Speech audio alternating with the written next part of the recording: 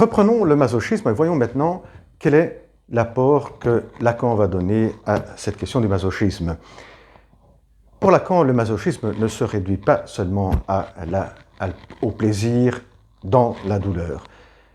Il faut également faire intervenir la relation à l'autre, la relation au grand autre, et ainsi mettre au centre également deux aspects qu'on ne voit pas tellement chez Freud, le regard et la voix.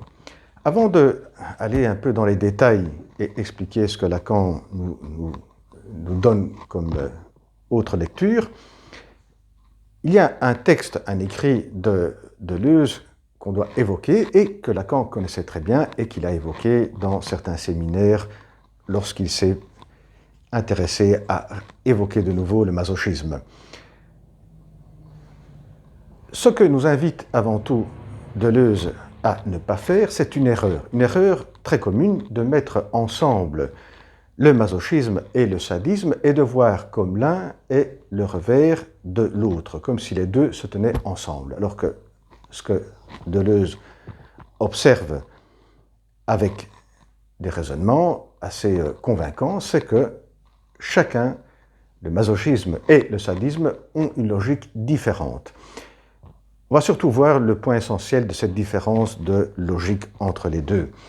Dans le cas du masochisme, et on le voit très bien dans l'écrit de Mazor, qui est cet aspect-ci, le masochiste va chercher une femme bourreau, et va viser à établir avec un consentement, à établir un contrat. Donc le point essentiel, c'est que dans le cas du masochisme, le masochiste, quand il choisit une femme bourreau, eh bien, il va énoncer, il va expliciter, il veut son consentement et il veut qu'il y ait un certain contrat. Et dans certains cas, comme dans l'écrit de Mazor, on voit bien que la femme aussi a du mal à pouvoir, dans certaines conditions, honorer le contrat. Et c'est ce qui aussi stimule le masochiste. Alors que dans le cas du sadisme, comme le décrit très bien de Sade, le sadique cherche une proie qui ne donne pas son consentement. Et la jouissance, le plaisir est de la voir souffrir malgré elle, malgré son refus. Là où le masochiste cherche le consentement et le contrat, le sadique cherche l'improvisation, cherche le non-consentement de sa proie. Et cela est un point essentiel pour Deleuze, car on voit bien qu'il y a deux logiques différentes et c'est très rare qu'un masochiste va chercher un sadique. Voilà le point essentiel. Comme aussi le sadique ne va pas chercher une femme masochiste. L'un comme l'autre vont chercher des personnes qui ne sont pas dans la même logique. Et du coup, on voit bien comment le masochisme et le sadisme ne sont pas l'un le revers de l'autre, fonctionnant comme sous des logiques différentes. Passons maintenant à Lacan, comme je disais, va faire intervenir deux aspects qui est le regard et la voix. Voyons un petit peu la question du regard.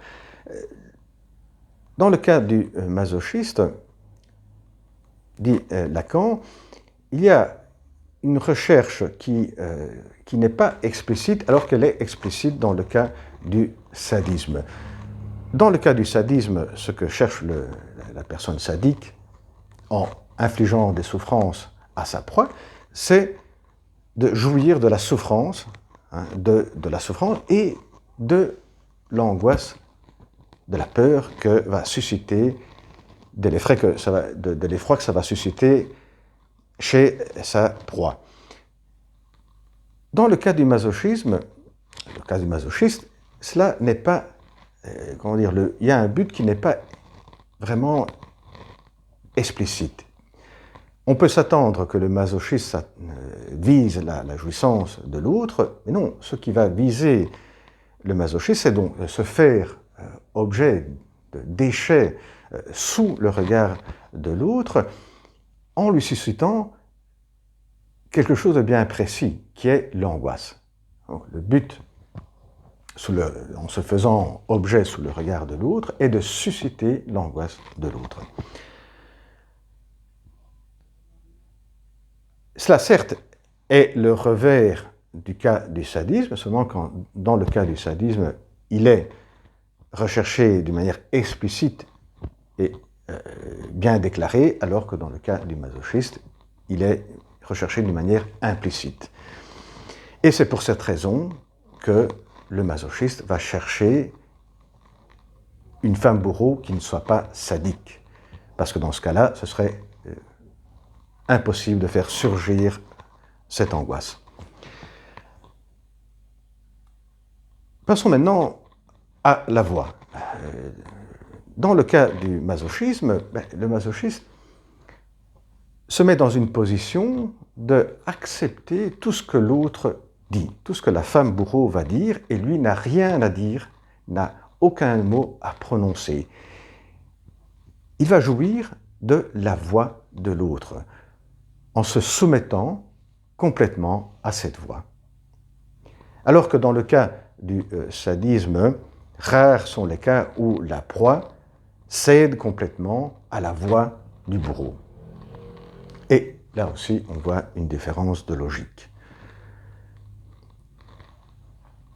À partir de ces deux aspects qu'on vient de décrire, importants pour Lacan, pour comprendre ce qui se passe chez le masochiste, on peut, et c'est ce que Lacan va faire, on va étendre ces deux aspects également chez tout être vivant. Et là, Lacan fait un peu la même opération que Freud fait, en énonçant un type, une forme de masochisme féminin qui est propre à la perversion, à d'autres formes qui se détachent complètement de la perversion. Lacan va également étendre cela, mais concernant ces deux aspects, le regard et la voix, donc la relation au grand autre sous l'aspect du regard et la voix.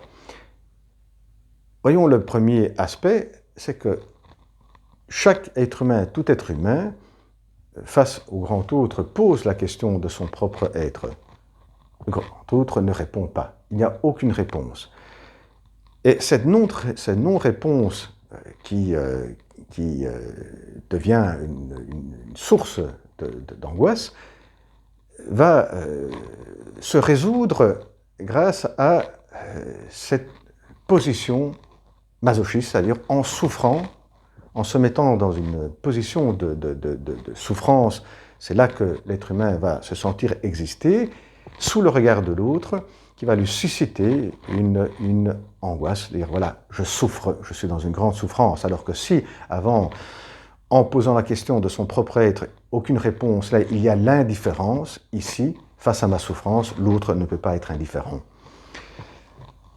Passons du côté de la voix. La voix, c'est ce qui permet à Lacan le passage au masochisme moral. C'est-à-dire que la voix, eh bien, elle est intériorisée grâce au surmoi, et c'est la voix du surmoi qui va devenir la voix autoritaire, sadique, auquel doit se soumettre le moi. Eh bien, voilà en ce qui concerne l'apport de Lacan au masochisme. Au revoir à la prochaine vidéo.